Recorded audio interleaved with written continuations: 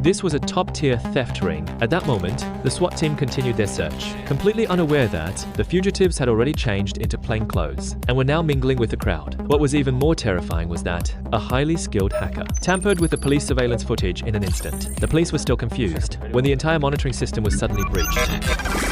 The execution of this operation was chillingly precise. Even when passing the suspects face-to-face, the officers failed to recognize them. It was obvious that these criminals were well-trained in counter-surveillance tactics, especially when it came to changing clothes and disguises in the blink of an eye.